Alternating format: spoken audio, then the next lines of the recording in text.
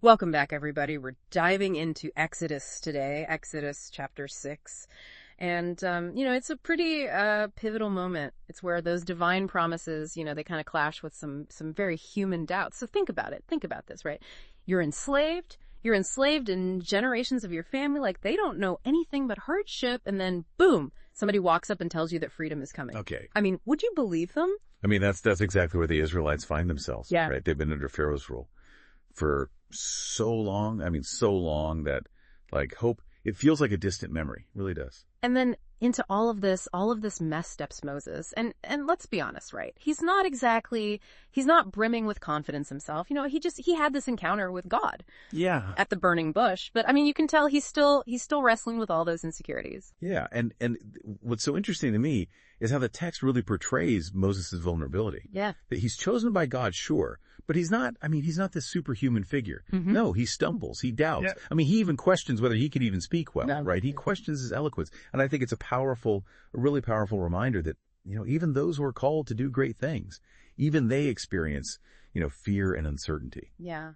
I've always been really struck by how this chapter, it just reveals God's personal name. YHWH. And it's not just a label, right? It's a revelation of his very essence. You know what I mean? It's a declaration of this deep, almost intimate relationship with his people. Like, I mean, imagine if God addressed you personally, like by a unique name. I mean, how would that change how you see your relationship with him? Yeah, it's a huge shift. Yeah. You have to remember that in ancient Hebrew culture, names, they had immense power. They weren't just like identifiers where they revealed something about a person's character, their very being. Oh. And by revealing this name, YHWH, God's stepping out. He's stepping out of the shadows. He's making himself known.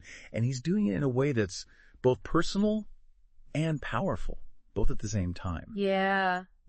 And with that personal introduction comes a bold promise, right?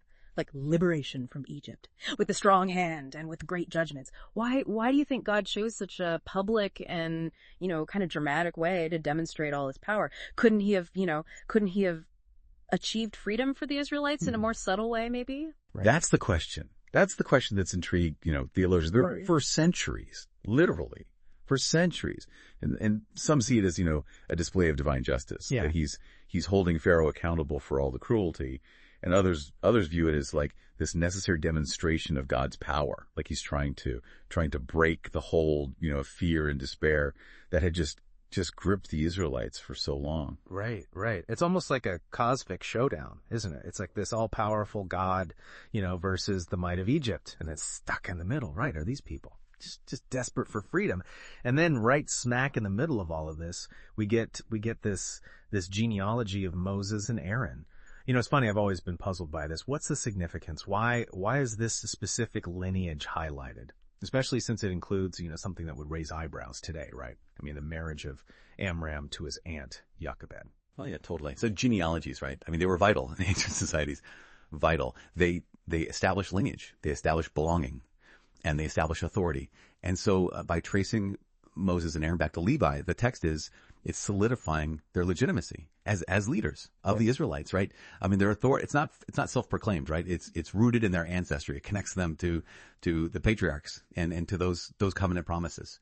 And as for Amram and Jochebed, well, yeah, I mean, that definitely highlights the cultural differences between ancient Israel and us today, right? Sure. I mean, marriage practices, kinship structures, they were different. They were very different back then. And it just serves as a reminder that we have to understand the Bible within its historical and cultural context. We can't just, impose our own modern ideas on it.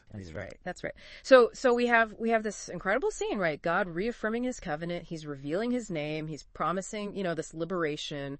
But, things on the ground, they aren't so simple. Moses, he's wrestling with his own doubts, right? And the Israelites, I mean, they're weighed down by generations of oppression. And they're struggling. They're struggling to believe freedom is even possible. Yeah, and that's where the tension lies. I mean, you got this clash between divine assurance, right, and human doubt, right, and God's power. I mean, it's undeniable, right. But the human heart, burdened by all this pain and all this fear, well, it can be slow to trust and slow to hope. It can be really slow. Yeah, it begs the question, how do you lead when you yourself are struggling with doubt? How do you inspire others? How do you inspire them to believe in a promise when the path ahead is, it's uncertain, it's fraught with risk? I mean, how do you do that? That's the big question. How do you lead?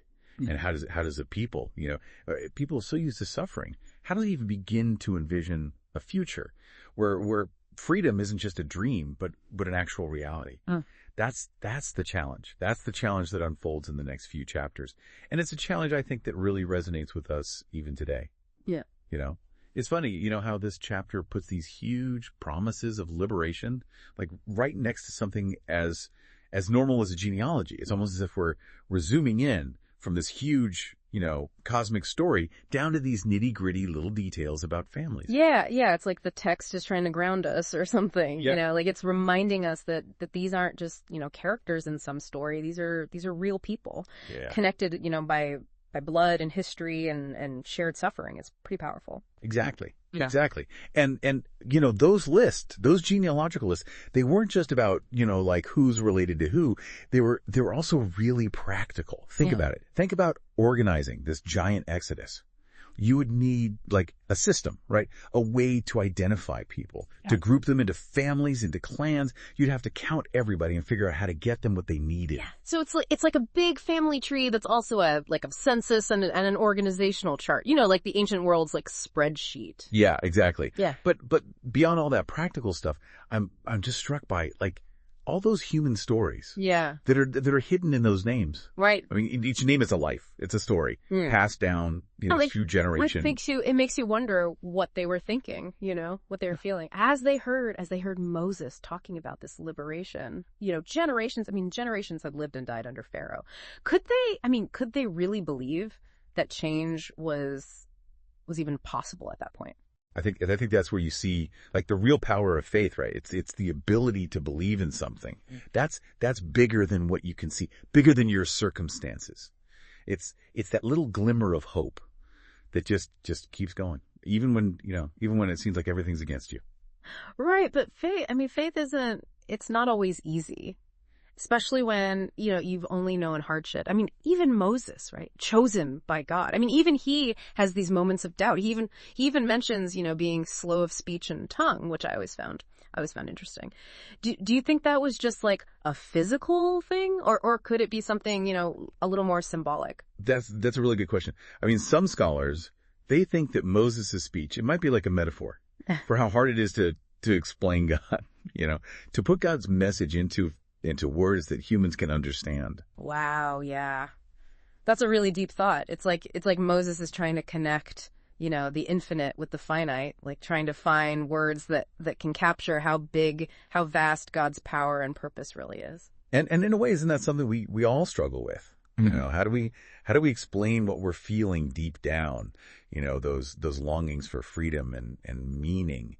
How do we put that into words? Yeah, sometimes it feels like we're all just, stammering, searching for words that can actually explain, how complicated life is, how complicated being human is. And maybe that's where stories come in. Stories like the Exodus that wrestle with these huge timeless themes, themes of faith and oppression and liberation. They give us a language, a way to understand, our own struggles and to find hope when things are tough. Right. Yeah. The Exodus, it's not just history. It's like a mirror, reflecting our own journeys. And it challenges us. It challenges us to ask, what's holding us back? What chains, what fears? And where do we find the courage to stand up, to demand freedom for ourselves and for others, for people who are oppressed? Yeah. And let's not forget, the politics of all of this. Right. Challenging Pharaoh. It wasn't just about freeing slaves. It was about going up against the entire system, the whole Egyptian power structure. Yeah, because Pharaoh was like a god king, right? I mean, his authority was absolute. Exactly. So to defy Pharaoh, I mean, that was like defying the entire universe, or at least how the Egyptians saw it. So the Exodus, it's not just about, getting free. It's about challenging power, challenging authority. It's about confronting the people who say they have total control, and say that every human being, they have dignity. They have freedom. It's a good reminder that even when you're up against like impossible odds, right? There's always hope for change, for a better world. But But like we've seen, that change, it comes at a cost. There's going to be pushback, there's going to be setbacks, and there are going to be those times where, the doubt and the despair, it's really strong. And that's where chapter 6 leaves us, right? With this tension between the promise of freedom and the reality of people who are struggling to believe it, who are struggling to find the courage to step into the unknown. Yeah. So the stage is set, the players they're all there. We've got God's promise, we've got Moses with all his, human flaws, we've got the Israelites and their faith it's kind of shaky. And then we've got Pharaoh. Defiant, powerful. It's like a powder keg just waiting to explode. Yeah. And explode it does. I mean, those plagues, they're coming. And they're gonna shake Egypt to its core. We've been talking about this moment, right? The plagues, like these divine interventions, they challenge Pharaoh, they shake up like all of Egypt. But before we get into like all the spectacle and all that, I kind of want to look closer at how chapter 6 ends. It feels almost like a letdown, We have God's promises, we have Moses' mission, and then I don't know, the Israelites, they just seem disheartened, like they don't even care about this message of freedom. Yeah, it's a big contrast, isn't it? On the one hand, we've got this huge display of like divine power, right? Divine purpose. And then on the other, we've got human doubt, human despair. And it's so deep, so ingrained that even the promise of freedom is just met with like apathy. Right. It makes me think about like what oppression does to people. How does generations of slavery affect a people's ability to hope, to even think about a future that's different from what they're living right now? That's a deep question. And I think it's really at the heart of this chapter. I mean, the Israelites, they aren't just slaves, like physically, right? They're captive mentally, emotionally. Their spirits have been like crushed under Pharaoh, under his rule. So the plagues then, they're not just about, punishing Pharaoh or showing off how powerful God is. I mean, they're also about waking up the Israelites. Right. Like shaking them out of this complacency and reminding them that there's hope, like reigniting that hope that's almost gone out. It's like God's intervening on multiple levels, right? He's dealing with Pharaoh's hard heart, but he's also reaching out to his people. Yeah. Reminding them who they are, that they're his chosen people. Yeah. Destined for great things. Yeah. And those plagues, I mean, they're not subtle at all. Each one, it's like a direct challenge to the Egyptian gods. It's like gods dismantling their whole understanding of how the world works, using nature itself to rewrite their worldview. It's a powerful message. Not just for the Egyptians, but for everyone. Everyone who sees this. The plagues are basically saying, hey, there's a power that's bigger than Pharaoh. Mm-hmm. A God who controls, everything. Yeah. Who can't be ignored, who can't be defied. But even with all that power, all those miracles, I mean, freedom, it's not easy. The Israelites, they're gonna face problems, they're gonna have doubts, and there's gonna be times when they're tempted to go back to what they know, even if it means staying slaves. Yeah, their exodus, it's not just, a journey like on a map. It's spiritual, it's emotional. They're being like forged in the fire. Their faith is being tested, refined. Right. Which brings us back to, the end of chapter 6. Yeah. Where the Israelites, they push back against Moses. They don't want to listen. And it reminds us that, freedom, it's not just given to you. It's something you have to fight for. You have to want it.